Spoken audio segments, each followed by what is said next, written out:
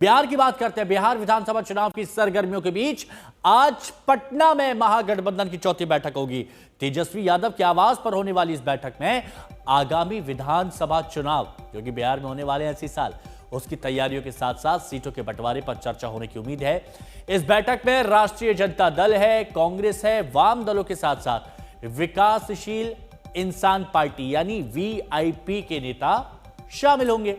महागठबंधन की ओर से कोऑर्डिनेशन कमेटियों के गठन के बाद यह पहली बैठक है, लिहाजा इसे बहुत अहम माना जा रहा है। हालांकि सबसे बड़ा सवाल तो यह है कि तेजस्वी यादव के नेतृत्व में होने वाली इस बैठक में मुख्यमंत्री पद के उम्मीदवार का मुद्दा सुलझा लिया जाएगा।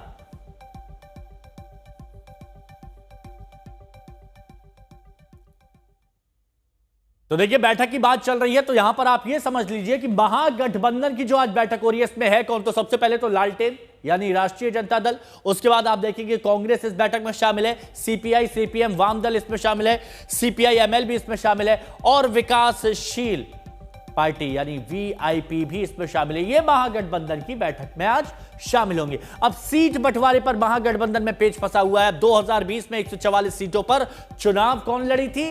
राष्ट्रीय जनता दल। और 75 सीटों पर आरजेडी को जीत मिली थी, यानी 144 में से 75 सीटों पर राष्ट्रीय जनता दल को जीत मिली थी। कांग्रेस ने क्या किया था? कांग्रेस ने 70 सीटों पर चुनाव लड़ा था, 70 सीटों पर। अब कांग्रेस जीती कितने पर थी?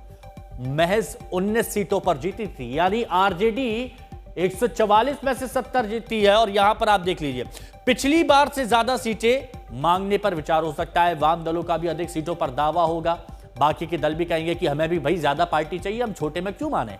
वीआईपी की भी ज्यादा सीटों की मांग होगी, वीआईपी नाम ही वीआईपी है, तो ऐसे में यह जरूर कहा गया होगा कि हमें ज्यादा से ज्यादा सीटें चाहिए। और यही एक आज मकसद होगा कि सबको कैसे समझाया जाए, संभाला जाए और सीट वितरण का फॉर्मूला कैसे तय किया जाए।